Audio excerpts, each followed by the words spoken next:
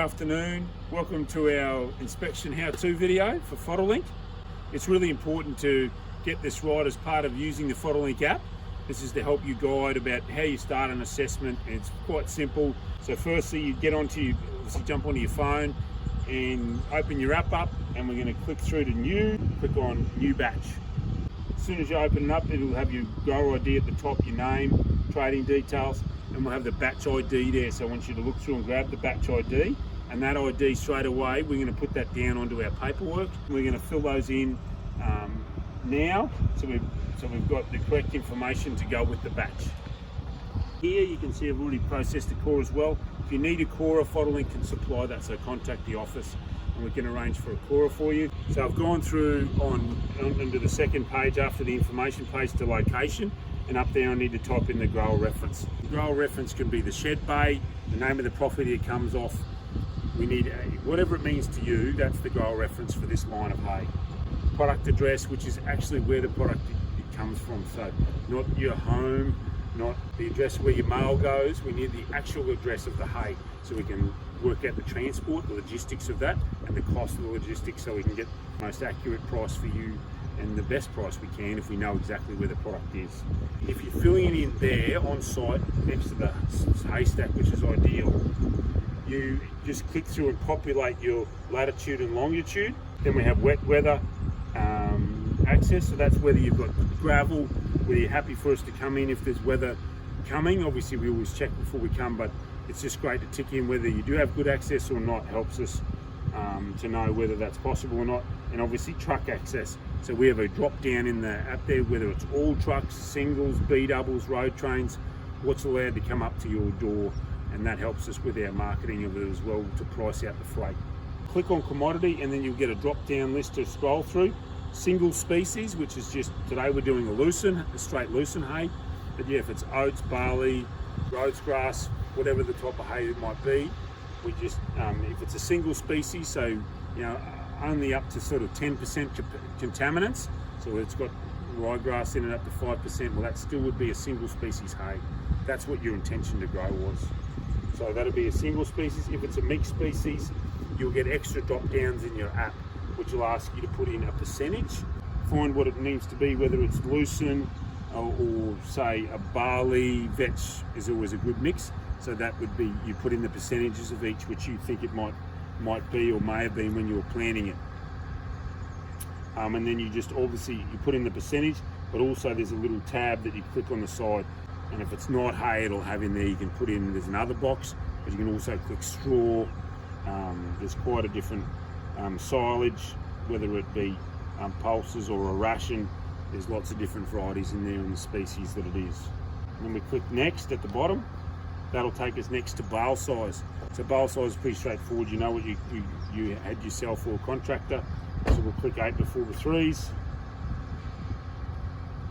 And then there's any notes there. So the notes I'm after you about the bales is if there's some poor bale quality in the stack, so whether there's any bales are starting to fall apart and there's some issues there with strings. So that's really accurate information to know, can this product be handled 3 or 4 more times, or it needs to be only handled once or twice more and then used. Click through to next and we'll come through to batch details. First one we've got up there is grower price. So grower price will either be a tonne, you can click by per tonne or per bale. We like to do everything by tonne so everyone knows what they're getting. So click on per tonne, then you can click through and put your price in there. Then month of harvest, which is year of harvest times rate. That gives us a bit of an indication of how much exposure, weather exposure the hay's had. Curing time, bale quantity, weights, tonnes, strings, and also stack height.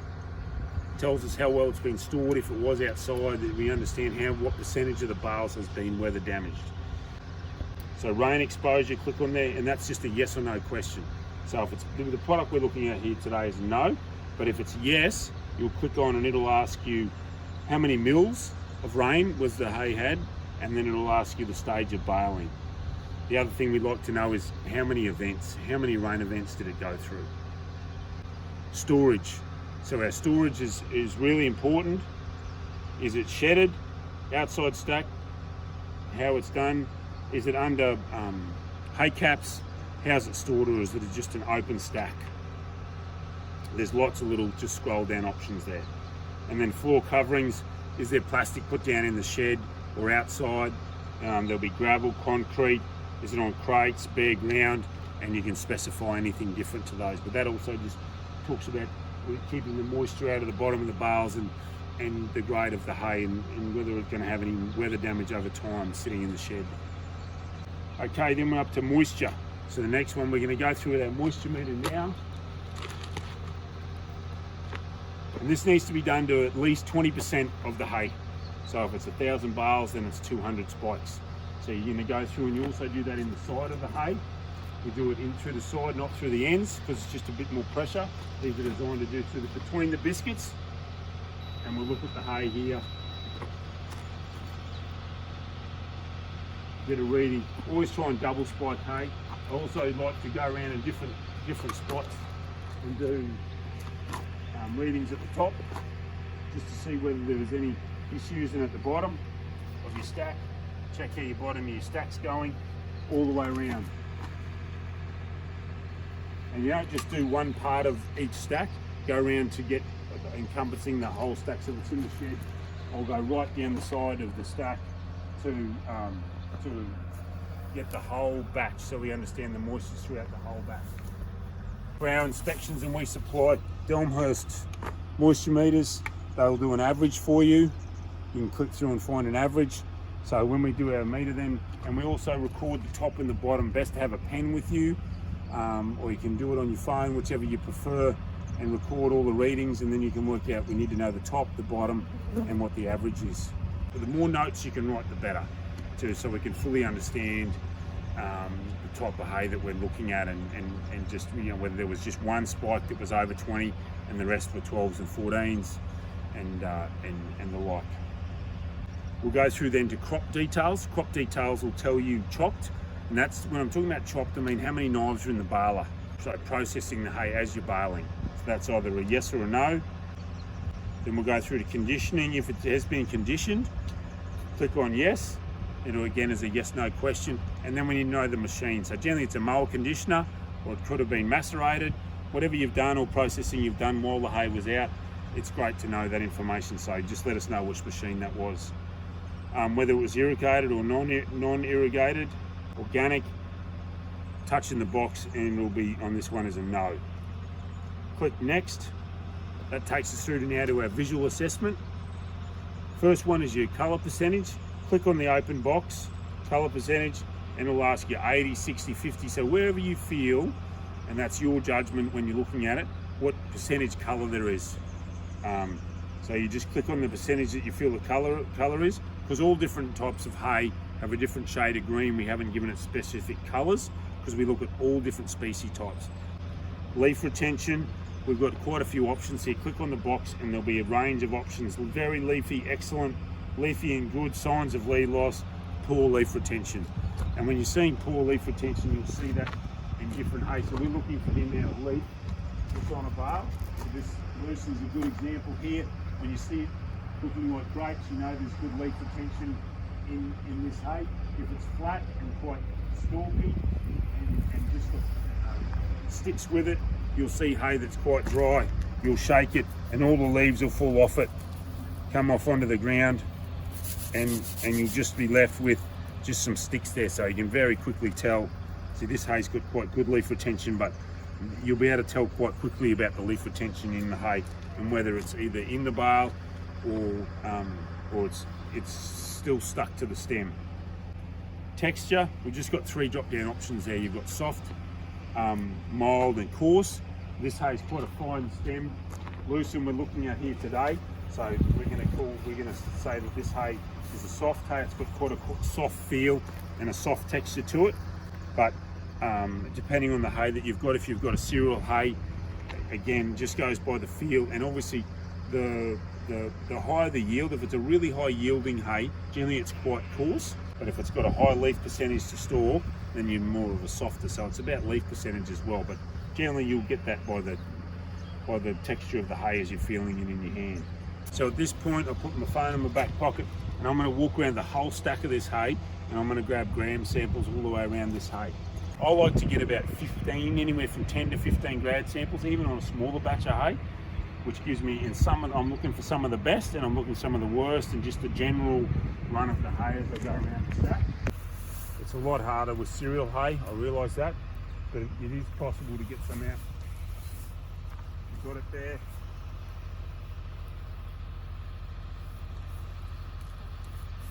And by doing this, we're getting a good feel of the whole stack. So whether you've got some headlands in here or what you've got, this gives you a real good representation of the whole line of hay. And a lot of time you don't see all bits of hay of a stack in one line all the time. So it's good when you lay it out, it gives you a good synopsis of the whole batch. We're already there for the photos, but this helps us now complete. We've got a core, which helps us with our smell. Had a good smell of that, and we're smelling this as we're going around as well to make sure that the smell, we've got a really good understanding of the smell, and the smell's even. We want to get a feel for the smell of the hay, because cattle, they can't see what they're eating, their mouth is underneath, they need to know what it smells like.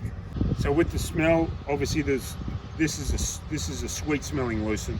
So we have options here with smell of good, clean and fresh, good hay aroma, lax aroma, so you pick out the hay and you can't really pick much smell out of it at all. Dull, which again is just, you know, there's not much vibrance in the hay at all. And then slightly musty, and then we've got a dusty in there well, so if it's been raked and it's quite, or picked up and it's very dusty, you'll be able to smell that dirt smell in there and let us know that, or if it's started to go off and cure, you have that tobacco smell. So they're the options that we've got through. Just put through whichever one you think suits the hay and fits with it. Stem width, best just to have a pen there. We've just got from 5 up to 9 mil plus. So if it's a forage sorghum hay, it could be quite a large stem, but yeah, you work that out with a tape measure. You just measure what it is and get a good feel for that. Stage of cutting, yeah, so we've just got 3 options there. Before at flowering, which is pretty self-explanatory, or at or before milky dough, or if with a cereal hay, you'll see grain on the ground all around the outside, and you feel there's a hard grain in there, so that's when you say seeds evident.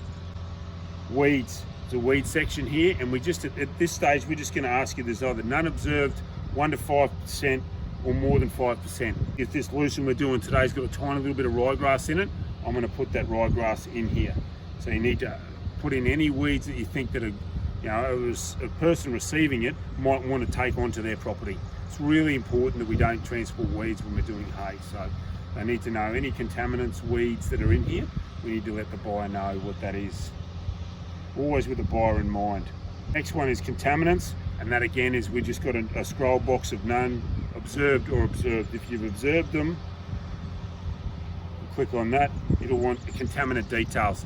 The list of contaminants in hay is pretty long. It could be either the dirt, soil, rocks, sticks, last year's crop. So old stubble is quite a common one, especially in vetch. You'll always have a little bit of old stubble in vetch unless it's been rolled really well. So any sort of contaminant you see in your hay, it could be some old, in lucerne especially, can have, if it wasn't raked properly, you'll get some old batch lucerne coming through the stack. So just look for any foreign contaminant in the hay. You can type in there. Flag leaf is the yellowy type leaf that's at the bottom of the stem. So in cereal hay, it's generally quite obvious that you'll see a little bit. You might get this little bit of flag leaf here on this lucerne. That's some, older type lucerne that's at the bottom of the stalk of the stem. So flag leaf is down the bottom of a cereal plant, it's down the bottom. You have the fresh green shoots at the bottom top. So we just ask for a percentage there. If there's no flag leaf evident, then there's obviously none, but you can put in there the percentage of flag leaf. Staining, again, is generally a case of whether it's had some, been out for a while and taken a long time to dry, or some rain. So you'll get a yellowy staining. With lucerne, if you get some rain on lucerne, sometimes you just get a bleach colour. That's not what we're talking about. We're talking in this, it's quite a cereal type hay where it starts going yellow, and that's generally from moisture, or continual heavy dews, you'll get a yellowing. So that's what we're talking about with staining. spotting, and that's just two things. It's either some spotting, which is just a tiny bit starting, or significant spotting, so it's a general throughout the hay. Mould, and again we just say whether you've seen some white mould or some, you know, really mould forming in chunks in the samples of hay. Obviously this is beautiful lucerne, but you will see white mould or mould through hay forming significantly. That's what we say, you see some mould or significant mould. And then we click through next again at the bottom, and that takes us through with any notes. So take through and put down any notes that you think's relevant to the hay. So whether it's stacked behind other hay and we won't be able to get it for 6 months, or whether it's anything to do with the storage, or just any notes that you think go with the hay. The more notes you put down, anything you think could be of interest, put down in there. And we're going to to our photo section. So at the photo section, you can see up the top it's got select photo in green. There's some key criteria that we're after with our photos, and we want them sectioned out. So there'll be core photos, grab samples, bale images, stack images, storage images, so photos of the shed, and then the commodity vendor deck at the bottom. There's actually, with the commodity vendor deck, you can click on there, it'll redirect you to our website. There's a link there to a commodity vendor deck for hay that you can complete, print that out, fill it out, take a photo of it and save it in your phone on your app, so it's there, so you've got that available for yourself all the time. Okay, we're going to take some photos now. It doesn't matter which order you're in. I always like to start with a core and then work my way back to the storage. So we'll just kick off that way, but you can do it any way you like. So generally come down, and you can either put a pen in, but I use my hand, and I take photos of the hay, get a close up so the buyer can see the leaf. You want the buyer to be able to see what he's buying, so he's got a really clear understanding. So take 3 or 4 core photos, then we'll move on to the grab samples. So we've had a look at these as a collective, but I'll come in and do some close-ups, and again I've got my hand in there, which is just helping relative to the colour. Generally this is done best in a little bit of shade, so a metre or 2 in the shed, just in the shade, but it still needs to be good light. So take some more of these grab samples that you've picked up from around. Shows the leaf, shows the photos. I'm looking at the, to see if we found any spotting or any foreign matter in the hay. And then I generally like to take a broad section one that shows the whole sample. Okay, and then I'm going to take some bale photos. So to do that, I'll come back and stand off the bales a little bit. Grab some photos as they're stacked in the shed. So that again gives my buyer understanding of how the hay's been stored. Super important. Gives a lot of confidence. So, and then I'll go through and I'll just pull the bales open as well and just get a bit more of a visual feel of lines of hay. Again, I'd like to go right around the stack and get a feel for the bales as they are. And then the final one that I do is I go back and take a big photo of the whole storage. I want to get a photo of the whole shed or the bay of the shed that it's in, which shows that it's either in an enclosed or non-enclosed shed, but it's undercover. You're giving confidence. These are very important photos to be able to show to a buyer, to say this stuff is in a shed. Here it is. Come to our next section, which is feed testing. Sample collected, and here we're going to tick yes because we've collected our sample, and also sent to lab. And yes, click that off when you package it up and put it in, which is what we'll do with our sample here now. We've completed our documentation on the front, so we're going to now put the sample in. Remember, we've got to fill up to the mark, so we've got enough sample. It's really crucial we've got enough sample. If we don't have enough sample, we're going to have to recore and ask you to send it again, which is going to delay our time to market. So we can see there now I've completed and filled up the core sample up to the core sample level of here, and we'll complete the section so we've got absolute continuity with that it's in the right batch